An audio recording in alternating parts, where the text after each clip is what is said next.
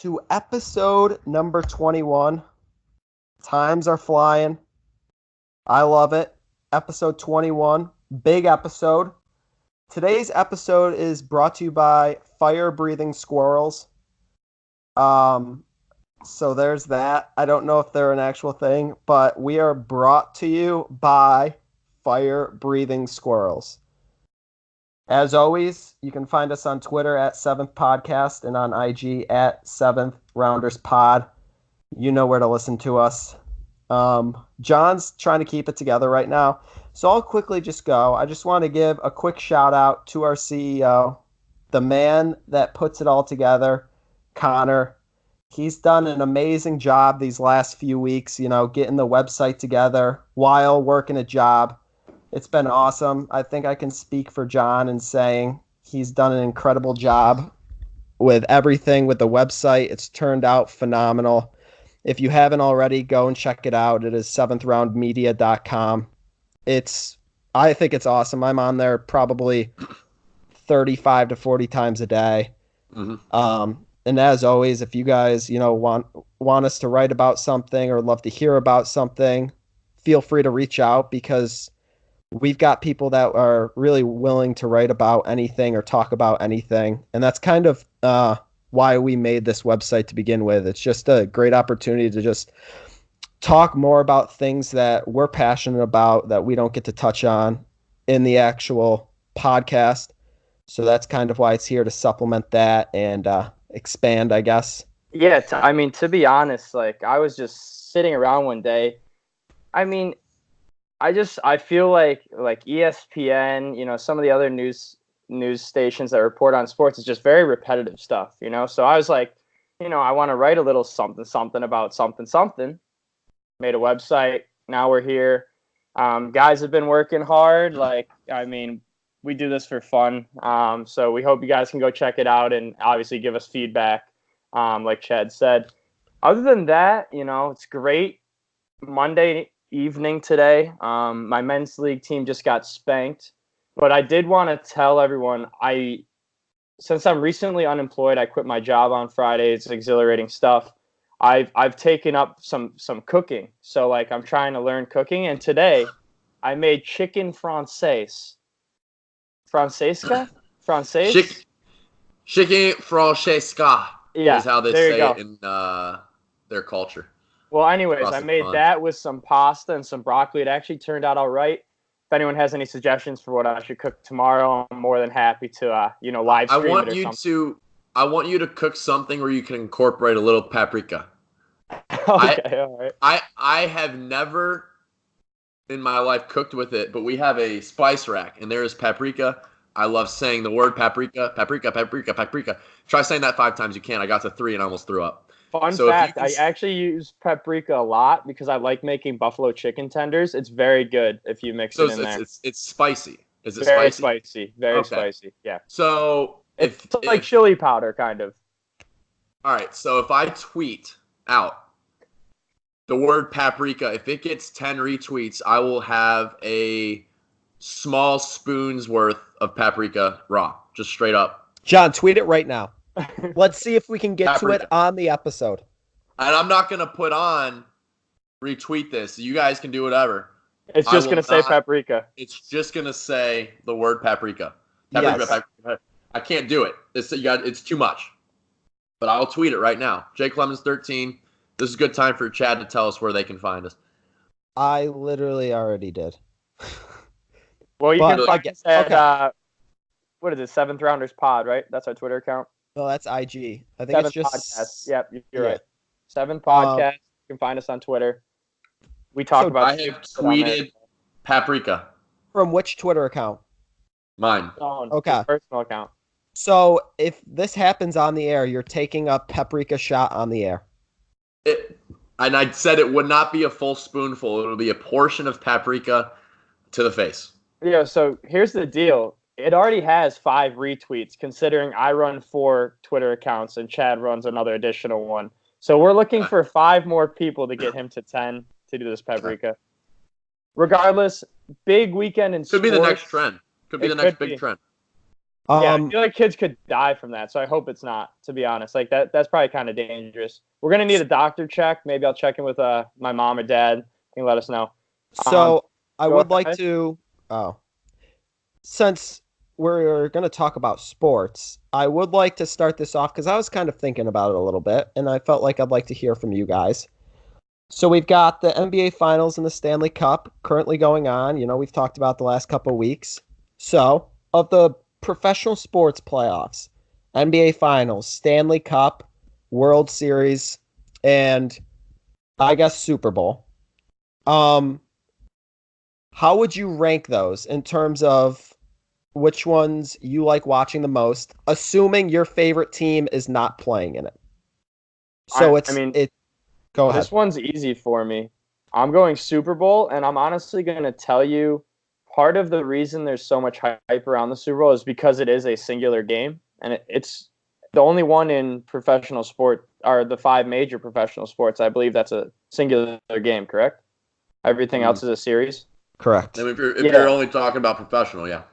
Yeah, Yes. exactly. So I think like there's nothing I get more up for than Super Bowl Sunday, which is why I was so devastated this year because that Super Bowl was so boring, and it's like one of my favorite games of the year. Um, I don't think it's even close though. If I had to rank them, I think I'd probably put the NBA Finals next, and then the Stanley Cup. To be honest, MLB playoffs, I don't know if it does it for me. No, Um, I'm talking specifically World Series, NBA Finals, like the final I'm championship still series. ranking them the same, is what I'm Okay. saying. Yeah, the World Series. Every now and then it's like super exciting, but I don't know. A lot of times it just doesn't really get me going that much. See, I agree Super Bowl number one, and I agree it has a lot to do with it being one game. But I go World Series 2, Stanley Cup 3, and NBA Finals 4. John, what do you have? Super Bowl one. By the way, correction. Statistician check, fact check. The MLS is a one-game championship. Okay. It's not All right. aggregate bowl crap or whatever. Not in America. It is the only. It's unlike the European leagues where you actually have a playoffs. For those uneducated in the MLS like me, before I Googled it and YouTube, it is a one game. Atlanta United won last year. Buddy works there. Shout out Ace. Super Bowl 1, Stanley Cup 2, World Series 3, NBA Finals 4. Also, since you're speaking about Atlanta, I have a big announcement this week. I've been thinking long and hard about this as a NBA fan in general. Like, really like the NBA. Just haven't really been getting up for a single team lately. I know I'm a Thunder fan. I've been thinking long and hard about this lately. I think while Westbrook is there, Oklahoma City is in a state of purgatory. They will never win an NBA Finals as long as Westbrook plays there, which pains me to say as my favorite player. But I was thinking over the weekend, I think I'm officially switching my allegiance to the Atlanta Hawks. I'm going to focus. I'm just going to stay in Atlanta. I'm going to make it consistent. I like Trae Young a lot. I like John Collins. I'm officially switching to the Atlanta Hawks. I'm sure I'm going to take a lot of slack for this. Slack, whatever. But I wanted to make that clear. Just like John became a Mavericks fan this past season. So let's be over. clear on that. John didn't have a favorite team going into that, Right. correct? Correct, That's John? correct. I did not. And I also just remembered that I did, in fact, commit to the Mavericks. Connor reminded me. Forgot completely. No, you're locked in. Mavericks. You're locked in. I'm locked in. Yeah, you're right. I am locked in. Go Mavs. Well, Look at Doshi. Look at Doshi. John Look at Doshi. also did switch teams as well. He went from a Dolphins to a Panthers fan. That one's so understandable, though, considering he works for the team. Like, I mean, that's kind of a no-brainer in my mind, especially because the Dolphins are horrid. But it's kind of funny how bad they are. Like, it's fun. How is that? You know what I will say is one of my favorite games in the entire year last year was when that Kenyon Drake shit happened at the end of the game with the laterals. Are you kidding me? Gronkowski looks like a fool out there. Like, that was great. But that's about all they're good for. Can't even do that in Madden. Usually I just fumble on the first lateral. I actually don't know even how to lateral. So if you know how to lateral, it's LT on the Xbox One controller. Okay. Okay. Maybe it is. It might be. It could be. Maybe. Hypothetically. Yeah. But anyways, I did want to talk about the NBA Finals with Game 2 being last night. The Warriors are just so they're like they might be unbeatable at this point. I think there's no way Toronto wins the series. I'm sorry. There's absolutely no way after what I saw last night. Half their team's like hurt. It doesn't matter. They have McKinney hitting clutch threes. They have Iguodala hitting clutch threes. So what was more impressive, Curry playing with a 190-degree fever or John doing an episode a couple months ago with a 187-degree fever? I'm going to give it to Curry, and this is why. Because he still put up 23 points. John was a corpse. He was in bed, lights off, absolute corpse. Didn't give us much to work with at all that week. So Curry went out there and at least scored a couple buckets. Yeah, John's shooting percentage was very low. He may have been 2 for 17 from the field. Dude, they gave me that was when I had strep throat. It was the worst strep I've had. They gave me a shot in my ass and I almost passed out. It was like an elephant shot, dude. I literally look at the nurse. I say, I'm going to need a glass of water or this is going to go south. Do you know what they gave you? I don't know. Antibiotics. It worked, dude. I felt better like next day, day after. So that's what they do. If your throat has an infection, they just shoot up the ass. Dude, I didn't know. No, they didn't shoot up the ass. No. Yeah, right. They gave right or left cheek. In the cheek. Right or left cheek. In my cheek. Yep. I essentially couldn't clench my buttocks that day, or else it would be a outstanding amount of pain. Here's what I want to. Did they give you one of those little smiley face Band-Aids on your ass? You know what they did? They did, in fact. Yep. I didn't wear pants that whole day. I had to flaunt the bandage. When I was, God, I should be careful with this one. I'll say I was 8 because I could have been older. But I got a shot at the doctors, and 3 nurses had to come in and pin me down because I refused to take the shot. I was screaming. I told the nurse I hated her. They had to come in and pin me down and give me the shot. Speaking of being an absolute menace as a little kid, this just reminded me. One time I was at I must have been around 8 too. I was at like a haunted maze, and this like I think it was a clown popped out, like probably a teenage kid just doing it for some beer money. I socked him in the face. Straight up punched him when he popped out at me. He was rattled. Obviously, like I wasn't that strong, so I think it just kind of shocked him, but I also crashed a car when I was 5. Fun fact. I crashed my mom's convertible. Dale Wickham was in the passenger seat. That was a tough day. Never seen Jim Powers more angry at me in my entire life. I vividly remember that as like a 5-year-old. You know what?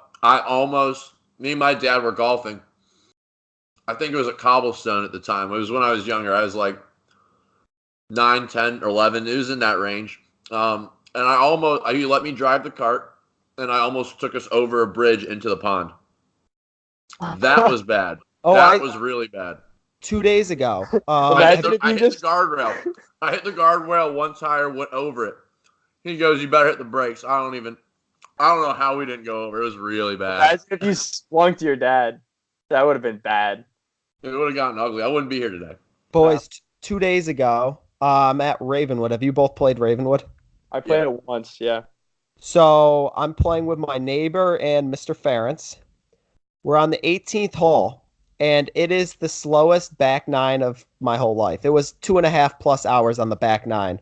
There was a group of 16 guys that were all in front of us, spread out from Canada. They do this like something cup every year.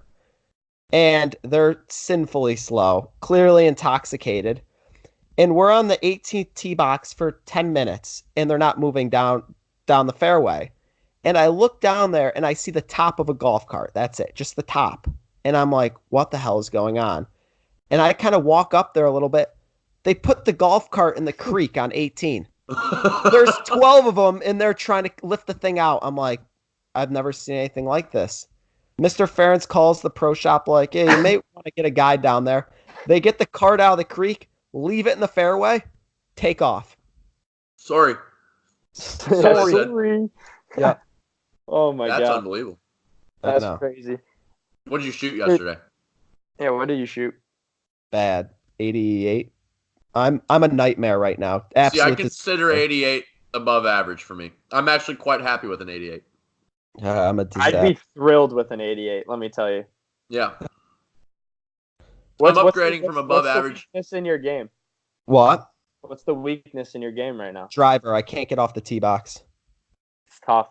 I already broke a driver this year. Yo, are you gonna be home this weekend? I'm actually coming home. I'd go golfing if you want. I'm in. Wait. No, I have Andy's coming into town. The Ohio State boys. Come to the lake. Yeah, I'm in. I get in Thursday. But I have to be back in Rochester. The reason I'm going up, you guys haven't heard, Rochester's having a pro-am for the first time in history called Keys to the City Rock. So I'm actually flying up. I'm going to the game Saturday and Sunday. Hopefully, hoping to bring some live coverage to the website, but we'll see. What day are you flying in?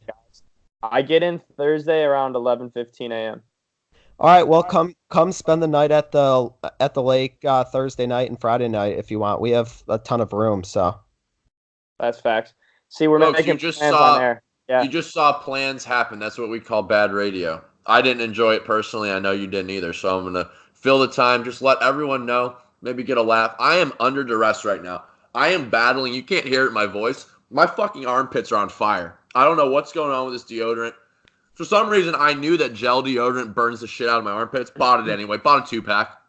Stuck with it. Nothing I can do about it. I am so uncomfortable. Battling for you guys. Battling. Listening to these idiots make plans on air. I'm battling. All right. Regardless, I'm going to get back to the NBA Finals. Kyle Lowry has to be one of the worst playoff basketball players ever. I'm back on that train. How's the dude fouling out of games like midway through the fourth quarter? What's he doing on defense?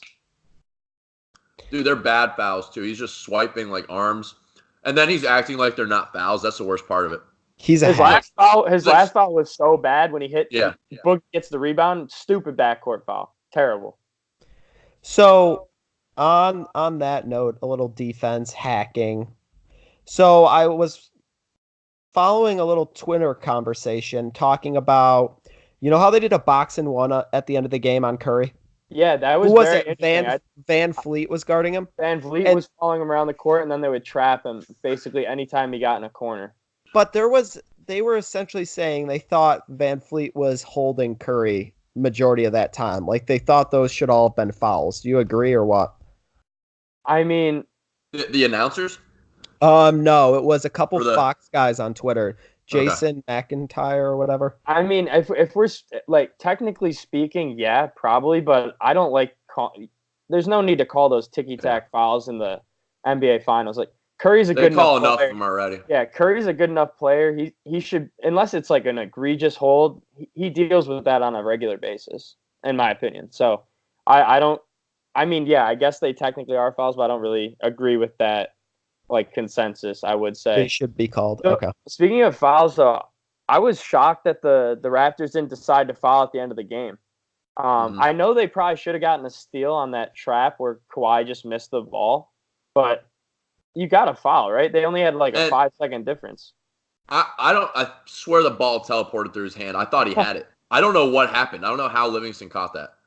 I think what happened is Livingston literally stuck his arm right between Kawhi's arms. Like, so his hand was like just right in front of Kawhi's. I don't know.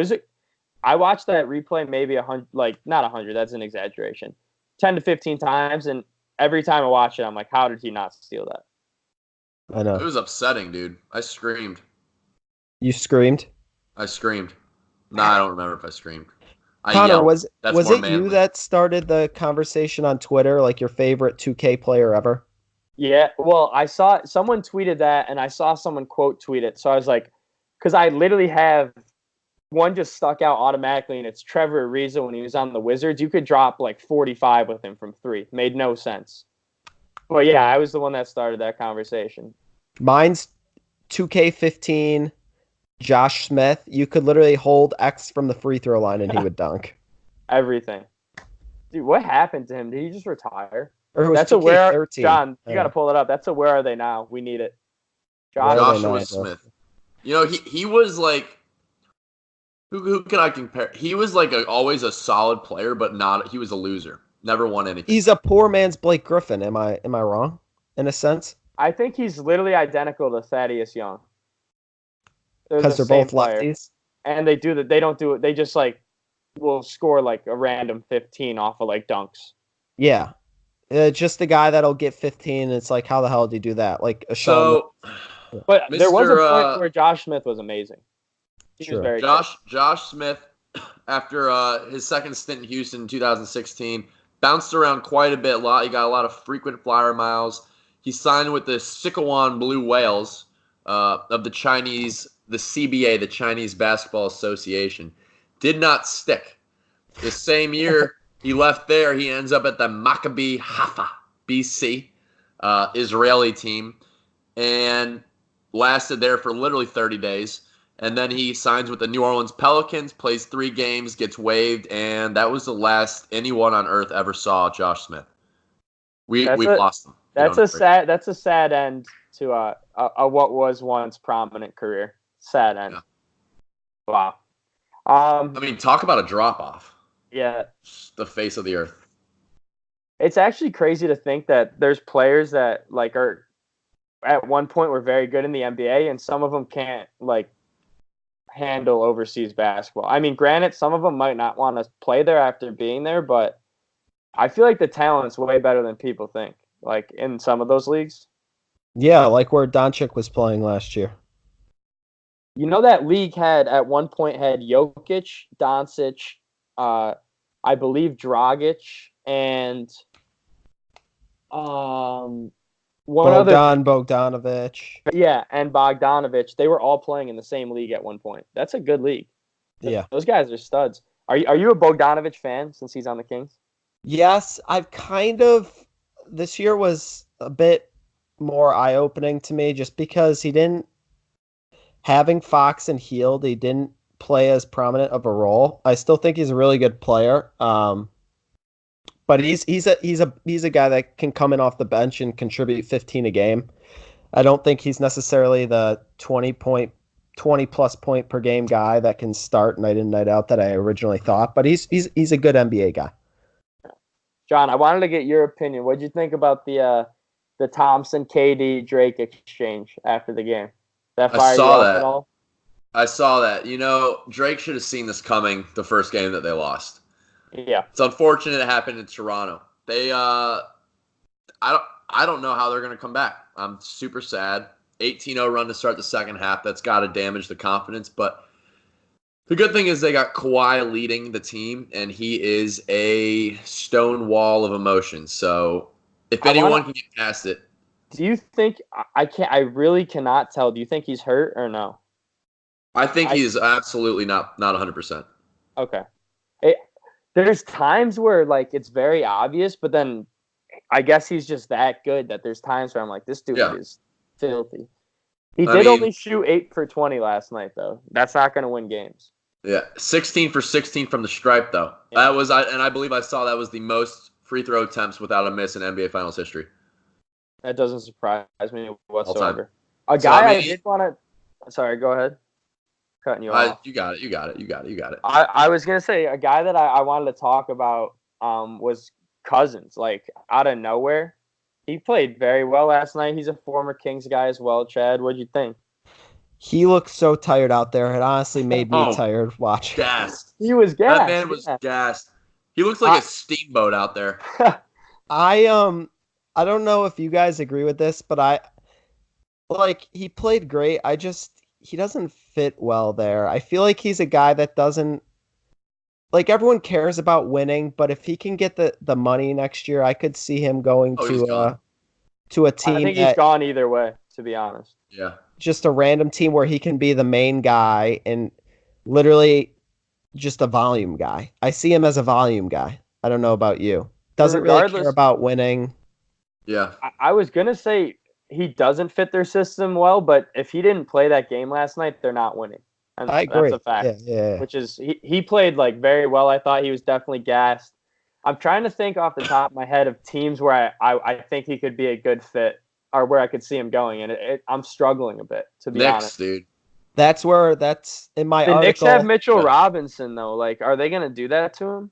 I think I wrote this in my article. I think the Knicks, once they miss out on KD and Kyrie, I think they're going to be desperate and throw money at the Kembas and the Boogies of the world. So I could see DeMarcus going there and possibly pairing with Kemba and whoever they get at number 3 overall. I don't know if the fit's right, and I think it's just he's going to go where the money is, and I think that's kind of up in the air at this point just because of the injury concerns.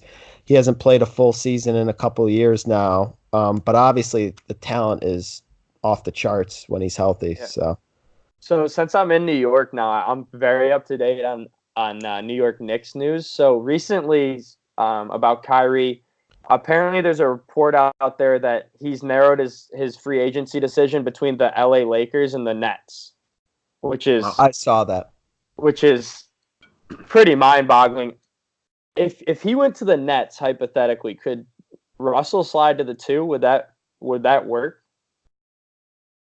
I think they'd be a good tag team. I feel like they're kind of the same player, though, almost. I think they'd mesh. I feel like they would like each other, get along well. Yeah, I could see it. Why not? And I was also shocked to see that he's potentially considering going to play with Bron again, which would be kind of cool, to be honest. I don't think it'll happen. I don't think it'll happen. I'm pretty locked in on him going to the Nets, to be honest. That's where I thought he was going to go all along. So I'm pretty confident about that. Or there's a very outside shot I could see him re-signing with the Celtics.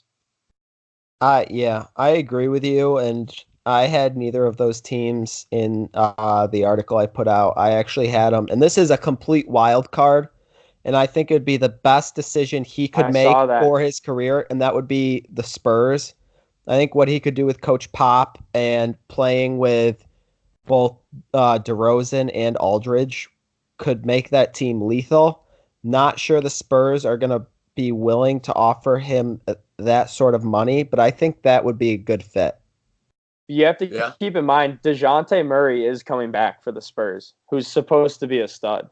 So I don't know if they'd want to do that. I did want to briefly go back to the Knicks, though, because I did see another report that they're looking to potentially move the number 3 pick to the Hawks in exchange for the 8 and the 10.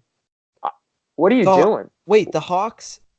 The Hawks have the 8th and the 10th pick. Who has the 6th pick? I just saw a report saying Suns. The Suns are willing to trade that 6th pick. Yeah. And I don't get the Knicks why they would do that. I guess they're not in love with RJ Barrett. I guess, but at some point you have to get a top tier talent in there. I mean, sucks.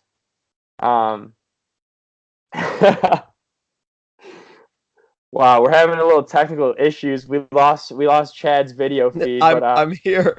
My screen just blacked out. I just had a concussion on air. I don't know why, but we're good. Regardless. Am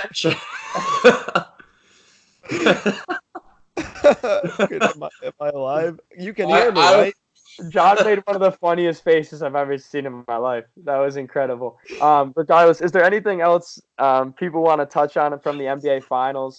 I just want to say Siakam's got to play better next game if they want a shot. And it'll be interesting to see how Klay Thompson plays next game if he's banged up after that hamstring. I guess my question I want to throw to you guys as John composes himself after a near concussion experience. If the Warriors go up 2-1, do you think KD comes back? I don't think this series record really has an impact on whether he's going to come back or not. I think it's just like whenever he's ready, he's going to come back at this point. Okay. John, can you talk? Are you good? Wait, can you still not see me? No. No, I stand by my Warriors in 6, but I would love to see the Raptors in 7 prediction. I'm worried about their confidence. Kawhi is still carrying the load. He played. I think he played well. He didn't shoot as good as he has, but he played real well. And I think that Zdeno Chargers took a puck to the mouth. I saw that. Painful. He's bleeding everywhere. Yeah. Profusely. This man has taken – we're going to get to NHL soon, so this is fine. He has taken a couple of really painful shots from the puck, just direct shots to the mouth, to the wrist. That sucks. Yeah, That that's sucks. terrible. That I would compare that to the Warriors coming out of the gates of the second half is what I'd compare that. Just a puck to the face for the Raptors. Yeah. A little cross, a little cross mating right there. So we just bonded, a little bondage for your NHL and NBA playoffs. I think that's a good way. That guy's wearing a Power shirt, Connor. How about that? Little Blues fan wearing the Power shirt, beatboxing. That gets me a little fired up, gets the juices flowing, talk about a little hockey. Yeah, I mean, I do want to move on to hockey as well. I'm kind of like, I don't even know how to feel that I sat through that entire last game. That was Game painful. 3, what was that? 7-2? I mean, I know they're up 2-1 tonight, so like they're hopefully rebounding nicely, but holy shit, I thought the series was over at that point. And it still might be if the Bruins can come back. Yeah, I think that, first of all, it's a good thing it only counts as one loss. That was one of the worst games imaginable for a guy hosting a pregame that night to have on as entertainment. Me being in that situation, watching. So you had to work extra hard on the music. You had to make sure every song was hitting. Dude, and it's a good thing I'm as talented as I am with the aux in my hand.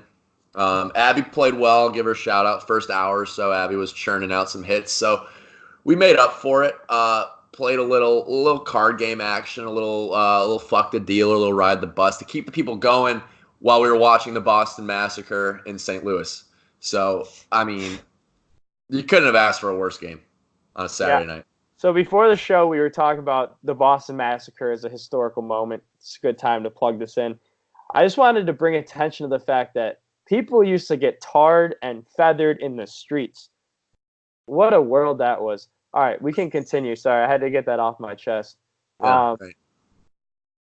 I'm back. Game was crazy. I do want to say though, Torrey Krug. He's the first player in Bruins playoff history to score 4 points in a single game.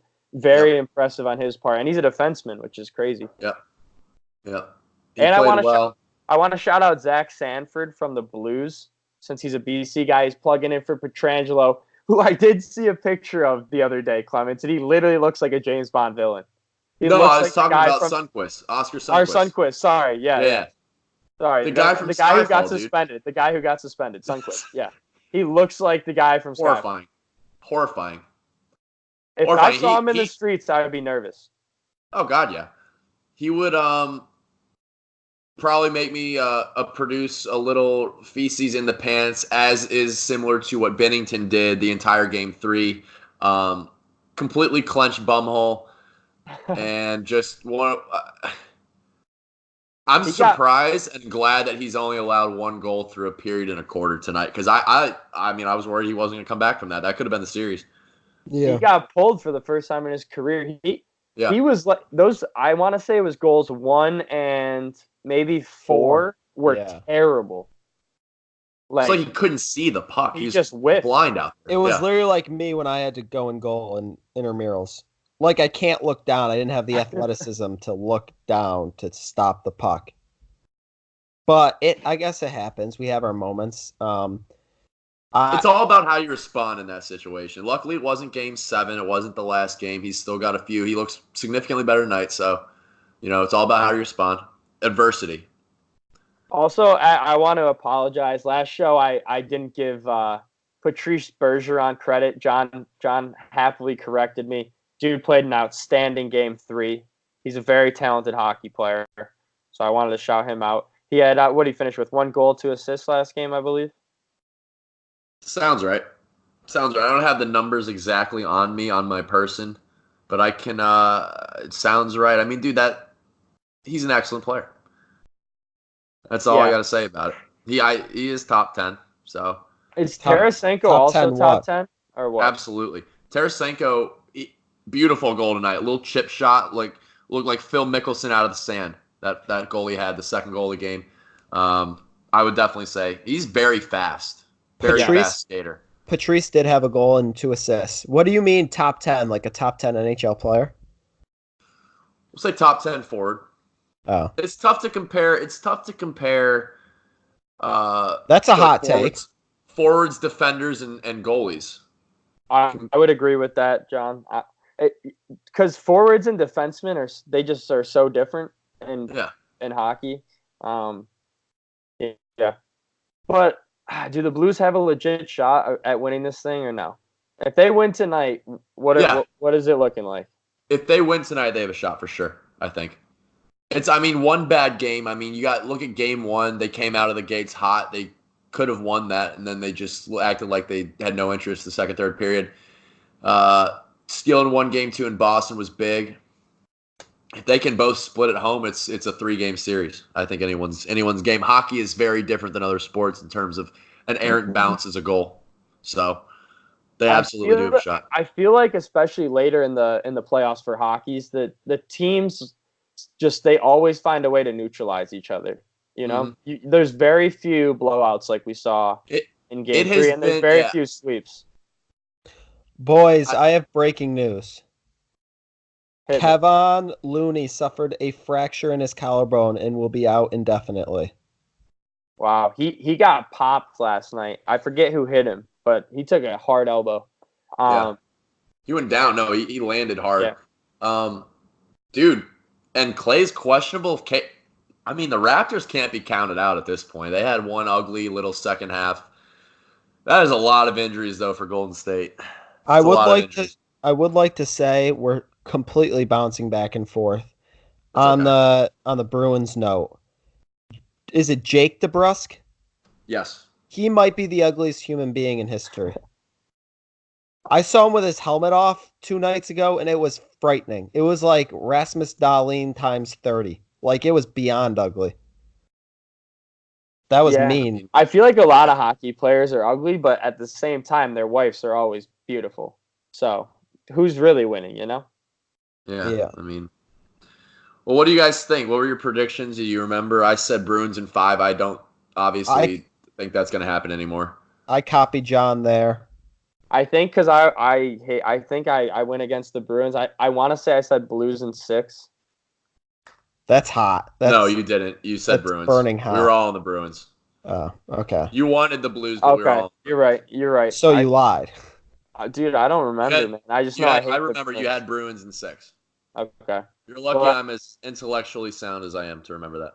Yeah, someone has to do it. You're literally a Machu Picchu Minuteman. I am. That's exactly what I say. That's what they refer to me as. Machu Picchu Minuteman. Yes, sir. So I want to get back to my question though. Blues win tonight. The series is 2-2. Blues they definitely have to win their game at home and then win game 7, right? That's how it's going to have to go. I guess they could take the game after, but I don't see that happening. I really think if they win tonight, it's going to end up going 7, and it's going to be the Bruins winning at home in 7. I just don't think that I can't imagine the Blues taking that game if it gets there on the road. I'm with you, Rookie John. goalie. I just don't see it. But I would love to be wrong. I really would. Because home field advantage made me think of this, which sport of the major sports do you think home field advantage matters the most? You could throw a college sport in there too, I guess. Are you saying It's for always championship? Are you saying championship for just any college is regular season game or what? Let's just do pro because I think college will win if any. Because I would say college football, professional playoffs, any of the major professional playoffs. Honestly, it might be baseball. Really? It might be baseball because pitchers, I feel like, get rattled more easier than anyone else from an opposing crowd. Okay. And that is why. And I think specifically to the Pirates-Reds wild card game, I think it was 2014. Pirates-Reds wild card game in Pittsburgh. The crowd slow chanting Cueto, drops the ball on the mound, and then just gets shelled the rest of the game. That's the first thing I think of. Best example I can think of. I've never seen a pitcher so rattled. I would say NFL playoffs, but I don't hate John's take. I just think you go to Kansas City in the playoffs. I know New England won in Kansas City this year. New England's a cheat. If you play them in New England, you're screwed in the playoffs. Same with Denver. Denver, very, very good at home. Usually, New Orleans. Yeah, New Orleans is a tough place to go. We can agree though, NBA playoffs is probably matters the least, right? I would say so. Yeah. Yeah. I honestly, there's teams out there Which I think might play better on the road in the see, NBA. that's the thing that surprises me is NBA. The fans are right on the court, and like the games on TV seem rowdy. Like I get the Warriors, like it doesn't really matter, but I don't know. You're like, let's just say, for example, like some team playing in Toronto, and you see Drake right on the court. Like, probably it would rattle the shit out of the three of We're not us. saying it Maybe doesn't not. rattle them. I just think it has a less impact than the other sports, personally. Okay. Here's the other thing I'll say on that is compared to like the NFL and the MLB, for example, all of those fields are different. You know what I mean? Yeah. Whereas the NBA, you can't really alter a basketball court, the basketballs or the basket. It's pretty similar as far as actual playing goes. I guess you could say the same about the NHL. But like for example, NFL, some teams play on turf, some teams are indoors, some teams have real grass, and then in the MLB Now, you have like the walls and everything has changed. So here's the thing about I think the being a part of the NHL, a home NHL crowd in the playoffs is probably the most exhilarating as a fan. yeah. But just because of how much luck goes into some of these goals and shit that happens in the NHL, I think that for that reason the home ice doesn't matter as much. Oh, one rebound and you're cooking. One rebound kicks off your own guy's skate. I mean, anything can happen. Really, it's crazy. So, but I think that's the most fun, rowdiest environment as a fan to be a part of. All right. I also want to look forward a little bit here. If you could project your ideal Stanley Cup for next season, who would it be? Teams. Yeah. Buffalo Teams you wanna Sabres, see. obviously. Give me Sabres Oilers. That'd be an awesome series. Eichel versus McDavid. Eichel McDavid, dude. Yeah. Two teams that never win anything. Could you imagine? I think That would be a high-scoring series. I would. Yeah. I mean, Yeah. the Sabres, obviously, but if you Dude. keep the Sabres out, I think a Toronto-Nashville series would be insane. They're the same conference though. No, they're They're not. both Aren't they No, both Eastern Conference? no, Nashville's You are West. right. Oh wow, that makes no sense. Okay, Connor you learn something struggles new with every- the hockey folks. If you haven't picked up on yet, he's getting there. He's Dude, getting it. I'm learning something new every day. Holy Or- shit, that was crazy. It's A good. Canadian Toronto versus Winnipeg series. That would Speaking of Winnipeg, Winnipeg is rowdy as shit. Winnipeg just traded Kevin Hayes to Philadelphia Yep. within the last hour. Reedy's fired up. Yeah, I saw that. Fun fact. That is Is how he I a Philly saw it. fan? Is that the deal? He is. He is a Philly fan.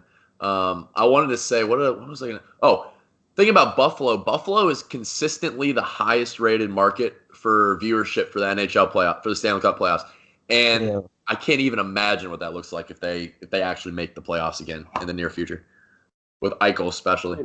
I can't stress this enough. Buffalo sports fans are some of the most incredible sporting fans in the They're world. rabid, dude. They're like I animals. mean, Pack of wild. they are so loyal. As bad as their teams are, I will always respect them for that. I would love to see a Calgary and Sabres finals. I love Calgary because Johnny Gaudreau's a BC guy. And then, like, I don't have a hockey team. I might as well root for the Sabres. I mean, they got nothing going. That's how I wound up a few years ago with the Sabres.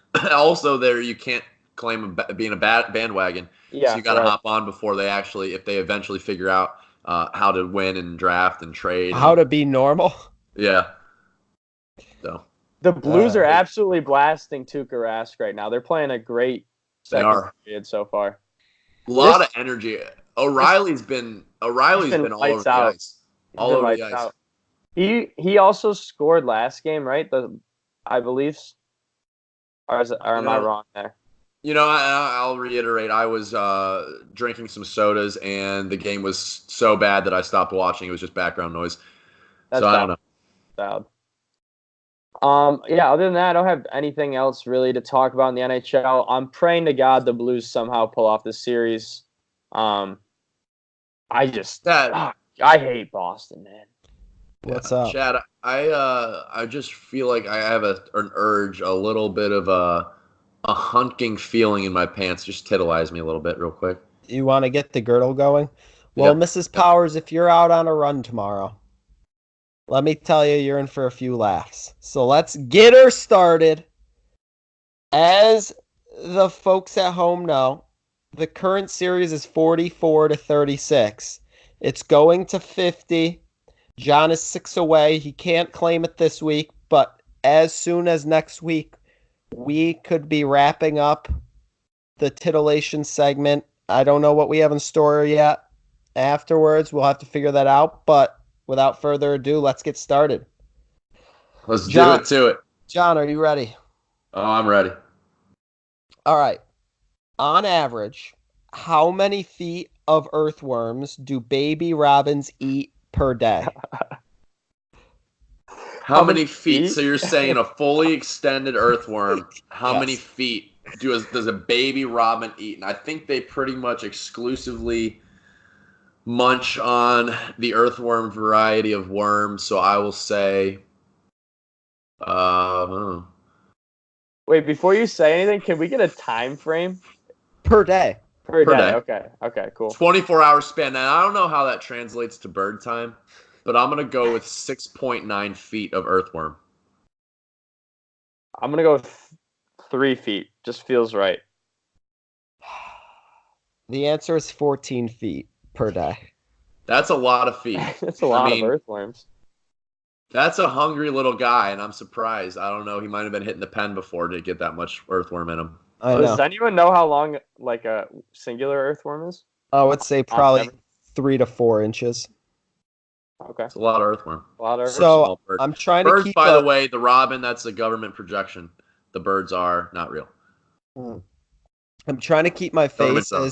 as stoic as possible when the first person guesses, so I don't give it away to the second person. You should even wear though, a mask. even though it's so funny, it's hard not to laugh. I'm gonna cover my face. You should wear.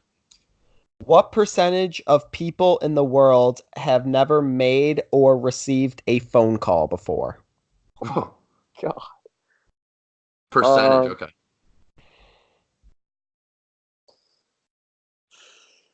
All right. I'm gonna go with you gotta count all kids, infants, developing world.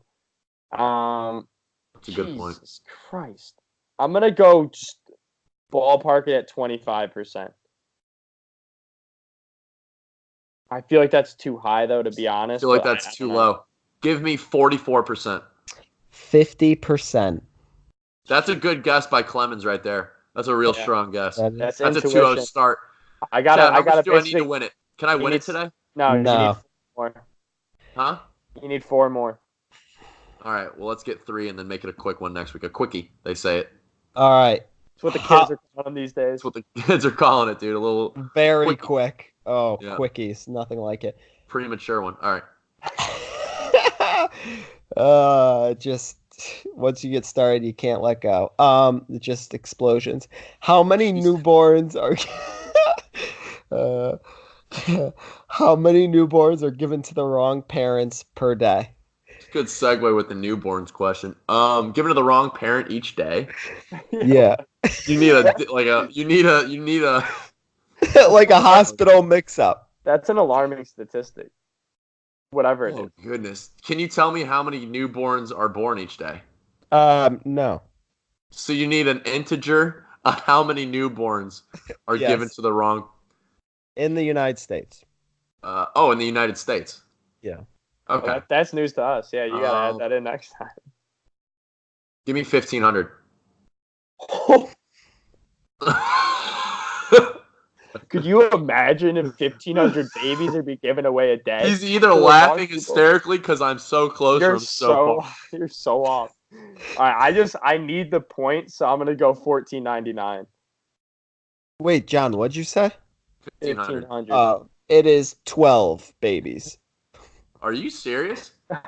You're Dude. telling me a sneeze goes 100 miles per hour and only 12 babies are mistakenly given to the wrong parent? Dude, you're telling me Per day. 1,500 babies a day are just being handed to the wrong Dude, parent. Can you imagine the outrage in this country? 45 billion people live in this country? Could you imagine the outrage? Dude, that was one of the worst guesses. Are there even 1,500 children born per day? I was gonna say, I don't know. No, there definitely is. Boston There just definitely scored is. But shorthanded goal for Boston is 2-2. Gee, Chat, go to Titty 4. All right, this one's kind of boring, but oh well. How many times does your heart beat per day? Beats per On minute. average. So I'm sitting around, I don't know, 60. Don't do We'll the do math 60, out loud. Don't do the 60. math out loud. Connor, it's your guess. That's my guess. it's John's. No, it's Wait. not. You just said Oh. 1,500. It is my Yeah. guess. Yeah, Right, you're right. everyone's lying. Mm, This segment is brought to you by duct tape. dude, that's a lot of math for me to do right now, to be honest. I'm missing the cop myself. I'm done. Yeah, same. Same, dude. It's so bad. Oh. It's like whiplash. I'm gonna go 5,000. That's probably too low. I'm going 6,900. Yeah, mine was too low. I think. 100,000 beats per day. I was super close. I don't think that's accurate math. It's fairly close, I think. I was trying to do 24 times 1,200 in my head. I have no friggin' idea what that is. Or if that's even close. All right, and the last one. This would be a good topic for the classroom to talk about. Yeah, Shout out that's a Mike good and plug. TJ. If you guys haven't listened to the classroom pod yet, under the umbrella 7th Round Media, a couple of our friends started their own pod. They're here to enlighten you. I mean, you got to tune in. They talk about anything from dinosaurs to text messages to people in Florida killing people and doing other bad shit. So very, very funny show. I highly recommend you tune in if you're looking for something. All right, and this last one would be tough to know, but it has been said before on my Instagram fun facts. Okay. So let's see how intently you guys have looked at my grams. What is the longest recorded flight of a chicken? So from point A to point B. How long Yeah, have we're they looking been for in the are we air? looking for distance or you time? need Time in the air. you need an integer for the amount of time a chicken flew and set a record. Now is this a Guinness record? Longest record flight of a chicken. Can I find this in the Ripley's Believe It or Not Museum? You can Google it and it'll come up on several different sites. Okay, that's all I needed to know. I will say a chicken flew 69 minutes.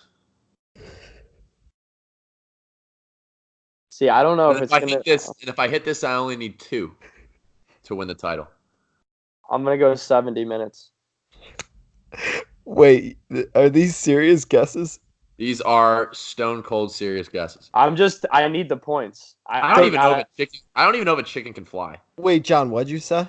69 minutes. It's 13 seconds. Oh And my! Clemens wins that was a close guess. It's like as close as it gets. Wait, that was actually possibly the worst 2 guesses I've ever heard. I reiterate this point. I didn't even know if chickens could fly before I answered that question. So you went with 70 minutes? I don't know if birds can fly I for went with 70 straight minutes. 69 minutes.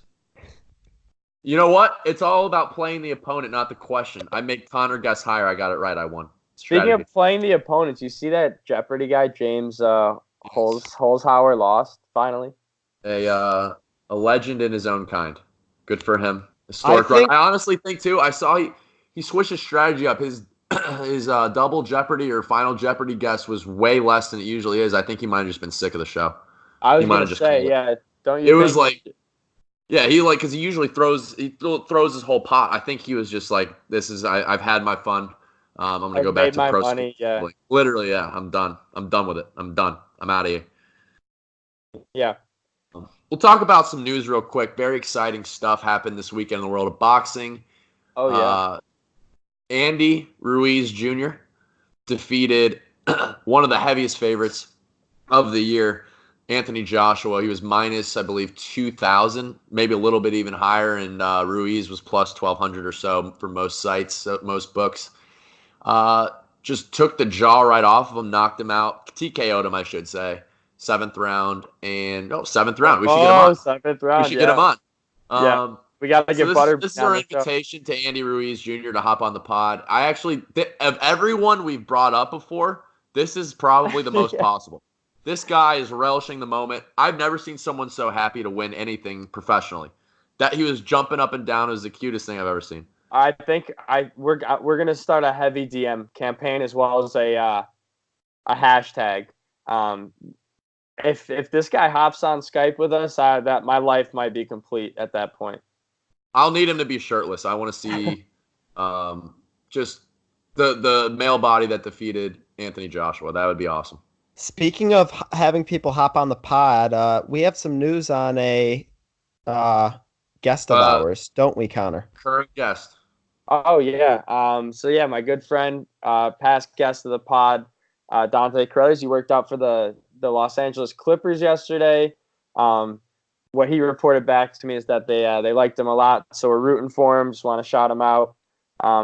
It's always cool to see Rochester kids making professional sports, and I feel like it's becoming more and more popular, which is pretty cool. We have guys like Thomas Bryant now. Trying to think, is there anyone in the NFL that's really making noise from Rochester? There's a lot of guys in there, but no one that's like super notable, right? Not that I can think of, not recently at least. Yeah. So we're looking for that breakthrough soon. But yeah, it's good. Always good news, my boy. So I'm excited for him. He looks up to Pat Beverly, as he told us previously. So that'd be a great fit for him. Now, is he on draft boards or would he be a unsigned free agent target? I feel like that. So, undrafted free agent. I mean, the only realistic way I see him going in the second round is a team's just looking for potentially the best perimeter defender in the draft, and they're just looking, to get him a roster spot as a defender. So I could see him sneaking into the late second round. More realistically, he'll be on a ton of summer league radars, and we'll get a tryout that way, and then hopefully it works out for him from there. With the invention of the two-way contract, like more and more guys at least get an opportunity. You know what I mean? Yeah, that's awesome. 6-man from it'd be great if you made an impact just like Beverly.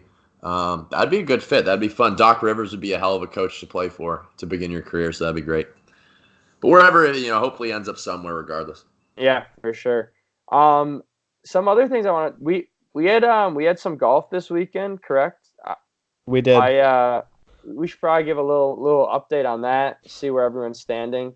I know Chad's probably dying to talk about Tiger. He was up and down all weekend, from what I saw. Yeah. I don't know. I just so he was very average. He was bad the first 2 days. That course was not playing very difficult. I think he was 2 under after Thursday and Friday when the leaders were at 10 or 11 at that point. So at that point, he was dead. But he did make a run on Saturday. He was 4 under through his first 7 holes. He then went on to double 10 and finished the day even. So that was obviously disappointing because if he was able to finish that round 4 under, he was in it. Wasn't able to do so. Then goes Sunday and goes off. He's 7 under through 11. And I'm like freaking out because he got up to tied for 4th. And I was like, oh my God, this just gets the blood flowing. And then he wound up bogeying a hole or 2, finished at 9 under. He was happy with how he played, how he hit the ball. For him, it's a matter of hitting fairways. Obviously, Bethpage from 2 weeks ago, if you missed the fairway, you were dead. I think that's less of a concern at Pebble Beach. That's now 2 weeks away for the U.S. Open. And the distance isn't as big of a factor. So Bethpage, it came down to you got to hit the ball a country mile and you got to hit it in the fairway, and that's where guys like Koepka are going to thrive. And I think the playing field is evened out a little bit at Pebble because the rough isn't as bad and it's not as long of a course. So I like Tiger's chances. Not saying he's going to win. There's too many guys playing great golf right now to really feel confident about that. But I would like to. Have gambling odds come out for that for Pebble Beach yet? I'm not sure. I'm actually going to do a little research after we get done with this because I got to send in. Me and John's boy Reedy are going to start doing weekly articles on golf tournaments with gambling picks, favorites picks, all that stuff. So I'm going to do a little research on that. So I'm not sure to answer your question. But I would like to make a side note on Pebble Beach, which is where the U.S. Open is this year. Arguably outside of Augusta and probably Torrey Pines. It might actually be more famous or popular than Torrey Pines, but it's one of the 3 most popular golf courses in the U.S. Everyone loves it. My dad actually had the opportunity to play there a couple of years ago, and he said it is the most overrated golf course he ever played. Wow. He said it's there's 3 holes that are on the water that give it the spectacular views, and he said outside of that, the course is pretty average, which is disappointing to hear, but in reality, it's still If you could play one golf course in the world, where would it be? TPC Sawgrass for me. Just Where's give me 17. Located? Where's that located? Florida. It's the island hole, dude. Give me 17, dude. I've been there. I've been on the grounds, and my aunt works there actually, but I've never played there, unfortunately. Maybe one of these days. Yeah. I would say probably Augusta or Torrey Pines. And Torrey Pines is like, I just had a voice crack. Torrey Pines is like Bethpage. It's a state park, so you can easily play Torrey Pines. I know there's 2 courses. I would love to say, like, excuse me, like St. Andrews or something in across the pond. I would lose probably upwards of 25 golf balls if I played on a links course out there. The water at a course like TPC Sawgrass, I can hit over the water. I got a long game. It doesn't scare me as much. But just like the fescue and everything involved with like St. Andrews, wind, Carnoustie, the wind, the just being in a different country, I would lose 2 full boxes of golf balls probably playing out there. Yeah. Well, I wouldn't even make it through a hole. Like I'm looking to drastically improve my golf game this summer. I got to go get some new clubs actually when I'm home. So that's exciting. Other than that, was there shift? I guess MLB a little bit. Yeah. No. Who cares? We're gonna talk about the Champions League final because it pissed me off to no end. We should have touched on it a little bit sooner, probably if people are still listening. Liverpool defeated Tottenham 2-0, and this was one of the first soccer games I've sat through in its entirety since the World Cup ended. Might be the only one actually. I have never been so bored. If I wasn't so hungover on the couch, I wouldn't have watched. I'm really sorry that that's the game you tuned into because like the 2 semifinal games were incredible, and this one was just so boring. I mean, Tottenham never even had like an exciting opportunity. For starters, I missed the first goal because I was in Chick-fil-A's drive-thru line, which at 4 p.m. was ridiculous, or 3 p.m. whenever that game started, friggin' ridiculous. I was like, are you shitting me? So I missed the first goal, which happened 2 minutes in, and then I lay on this couch for 88 minutes, and then they score again at the end of the game. Woo. So, it was awful. It was terrible to watch. Yeah. Shout out, I think less than a week now, the Women's World Cup starts. Yeah. I will be tuning in for that. I actually really like the Women's World Cup. U.S. is the favorite right now. I saw them at minus 125, I believe. I think that's good value. They win basically every year, or at least in it. So it's like them or Sweden, I believe, or Germany's Japan. Apparently got a very good team as well. Okay, and on that note, did we touch on last week? Give a shout out to the American Christian Pulisic on signing that deal with Chelsea. No, that was a few weeks ago, though. Good for him. Neymar's in some trouble. He got accused of rape. That's all. I'm just going to leave it at that. I don't know if you guys want to touch on it more. We'll see what happens with that one. Well, I saw today that actually he posted a video after he got accused of like his correspondence with the woman that accused him. And I guess in Brazil, that's a crime. So he's in more trouble now. He doesn't strike me as a smart guy, just in general, just looking at him. You know, so he's probably fucked. That sucks. And aside from that, there's a little bit of NFL news today. Gerald McCoy signed with the Panthers.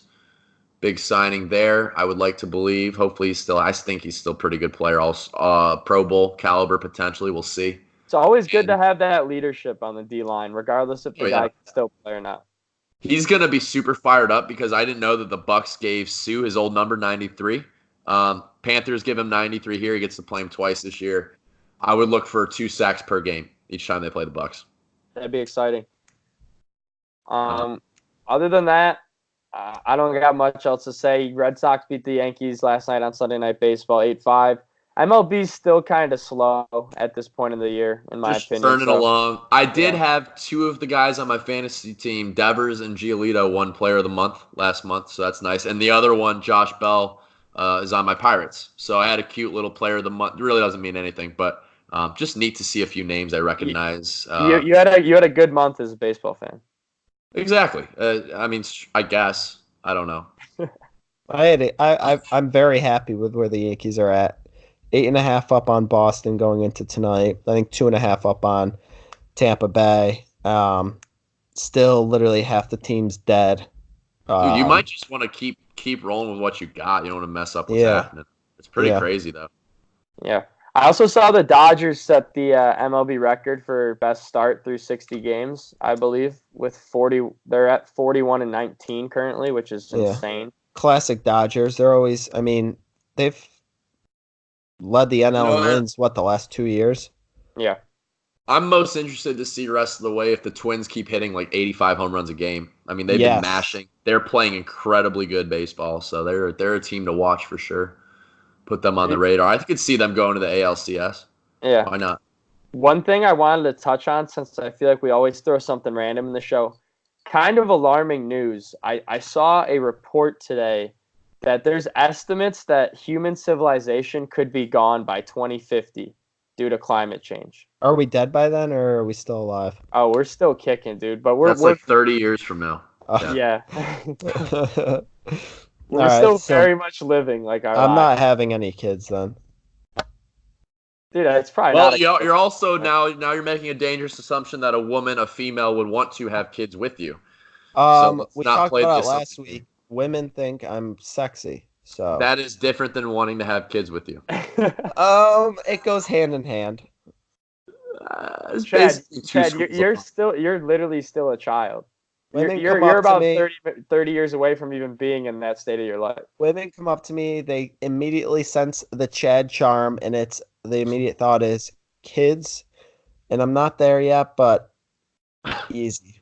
I mean, I could pop 7 or 8 Chad Juniors out. And on that note, we ride off into the sunset. AJ, you know what to do with them. I don't know what to do with these two. Until next time, guys. Alyssa, we love you. Connor, I love you. John, I love you. Good night.